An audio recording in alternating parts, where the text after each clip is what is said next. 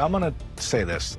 Whatever the critics out there, and they're very few in the leadership, whenever I get an opportunity to highlight the American worker, especially the Teamster worker, I'm going to take any and all venue. We asked both conventions respectively at the same time, and the Republican National Convention immediately responded to us, didn't try and edit any of our messages, and I was hopeful that the Democrats would do the same, but they didn't. I'm Vince with RTM News. If you enjoy the content, be sure to hit that like button and subscribe if you are new. So the Kamala Harris campaign took a pretty devastating blow today as it was announced that the Teamsters labor union will not be endorsing Kamala Harris. And if you are at all familiar with electoral politics, you probably know that the Democrats rely very heavily on the support and the political machine created by organized labor, right? The unions. And ever since 2016, that dam has already begun to crack, especially because of the fact that Trump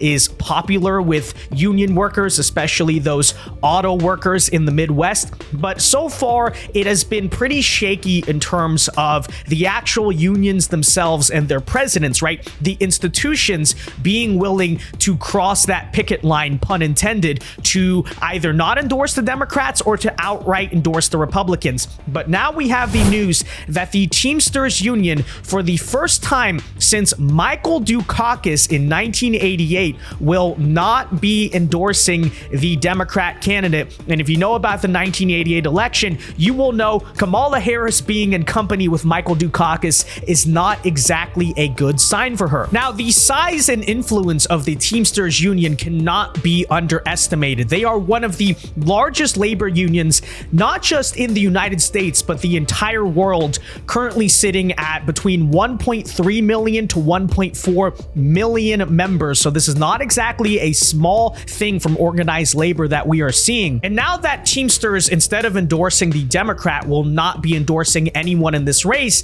you may be wondering, how is that going to swing those votes? Again, 1.3 million members. Well, take a listen to this. John, this just in. The Teamsters are releasing the results of their member polling on which presidential candidate to back. And here it is, 31% say they support Harris compared to 58% who say they support Trump. The union typically backs Democrat candidates, but has delayed its endorsement in this contest. The union's general executive board expects to announce a decision at some point today. So take from that what you will. Oh my, put that back up on the screen. Holy moly. Yep. Trump, they prefer 58 to 31 over Harris in the Teamsters. Yep. If that is the actual number and the Teamsters doesn't come out and endorse Trump, something's wrong.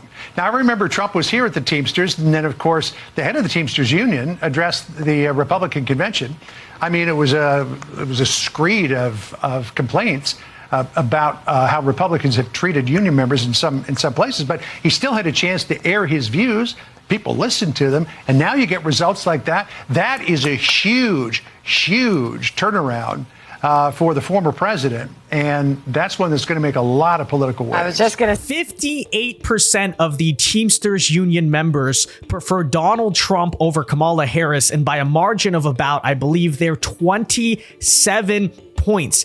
That is absolutely insane, and that is something truly unprecedented for politics, to have this many union workers, forget the leadership, but the actual workers, the members, voting for Republicans in droves that big. Folks, this is astronomical. And I think a good point there too is, arguably, then why doesn't the Teamsters just come out and endorse Trump fully? And I say fair enough. You know, I do think that is a genuinely valid criticism. Maybe there's a little bit of cowardice there arguably going on, but it still doesn't really matter, because the point is they will not be endorsing Kamala Harris. Trump, as you saw there from that poll, does not really actively need the endorsement of the big unions. It's just a question of, will those unions stay home and not be voting for Democrats? And now you're seeing that that appears to be the case. Now, you may remember, if you'll think back to the month of July, that Donald Trump made a very bold move, something that's never really been done before, which is he invited the president of the Teamsters to come and speak at the RNC. DNC with an open platform. Obviously, that is not something that is super common, right? Union bosses speaking at Republican conventions.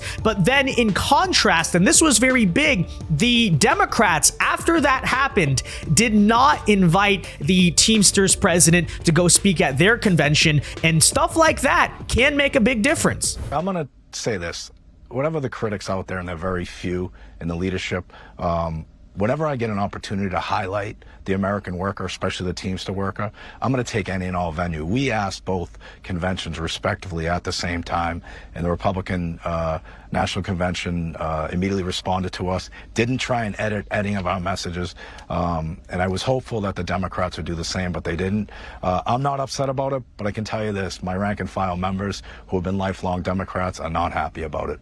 This is a repeated trend that we have been seeing throughout the 2024 election cycle, which is the sheer arrogance of Kamala Harris, her campaign, and the Democrats, who right now are reportedly unhappy with that decision to not allow the Teamsters president to speak, because this is what it translates to, right? Trump, as you heard there, the RNC is fully willing to chase those extra votes, give an extra platform to maybe people who are not so much a part of the core coalition, and they're willing to reach across the aisle and say, okay, maybe we need your vote. Hey, do you want to work together? Do you want to talk about this? Whatever. And then in contrast, Kamala Harris just says, no, we have the votes we need. We don't need to expand. We don't need to really reach out to anyone. And this, I think, in the election can, in the end, be something that you will look back on and said made the big difference. That willingness for Trump to go the extra mile, and this is way bigger than just the Teamsters president, because let's remember, this is the exact same thing that happened with RFK. When it came to RFK, Kamala Harris did not want to talk to him, did not want anything to do with him. Donald Trump welcomed him with open arms, and now you see the consequences that that decision is having